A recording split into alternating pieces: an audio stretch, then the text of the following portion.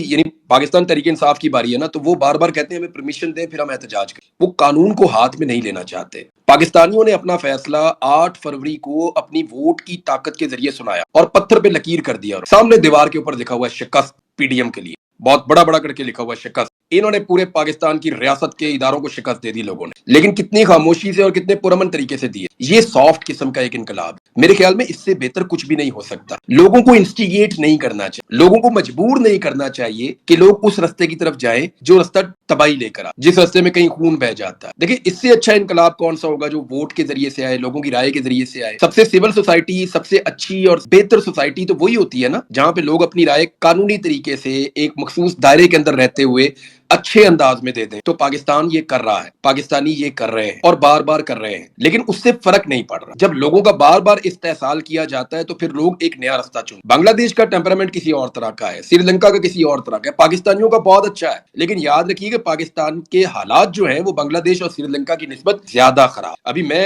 علی کا ٹویٹ دیکھ رہا تھا، کیونکہ سب سے پہلے میں نے علی کا ٹویٹ دیکھا تھا جب یہ بنگلہ دیش کی سچویشن ہوئی. میں ٹریول کر رہا تھا، گوئنگ ٹورڈز جلسہ، میں وہ سوابی جا رہا تھا، تو میں ادھر جا رہا تھا تو مجھے علی کا ٹویٹ میں نے دیکھا تو علی نے یہ کہا تھا کہ یہ پاکستان کے اوپر اس کے اثرات ہوں گے. اور یہ بات میں بالکل صحیح سمجھتا ہوں، کیونکہ متحدہ طلبہ محاذ نام کی ایک چیز کا میں نام سن رہا ہوں. اس میں مختلف سیاسی جماعتوں سے تعلق رکھنے والے طلبہ اب ویڈیو سٹیٹمنٹس جاری کر رہے ہیں. اور اگر یہ چیز بڑھتی جاتی ہے تو یاد رکھیے گا کہ طلبہ کو منظم ہونے میں اور کسی ایک نتیجے پر پہنچنے میں زیادہ ٹائم نہیں لگے گا. وہ بہت تیزی سے آگے بڑھ جائیں گے. ریاست کو یہ چاہیے کہ وہ انصاف کرے، ایمانداری کے ساتھ لوگوں کا حق ان کو دے. لیکن لوگ کچھ ایسی چیز نہیں مانگ رہے جو غیر قانونی ہے یا غیر آئینی ہے. لوگ اپنا حق مانگ رہے ہیں اور وہ کانسٹیٹیوشنل ہے، قانونی ہے. ان کا حق انہیں دے. جب آپ ان کا حق انہیں دے دیں گے، جواز ختم ہو جائے گا کسی قسم کی بھی احتجاجی سرگرمی کا. پاکستان کیا متحمل ہو سکتا ہے؟ ہمارے پاس اب 40-45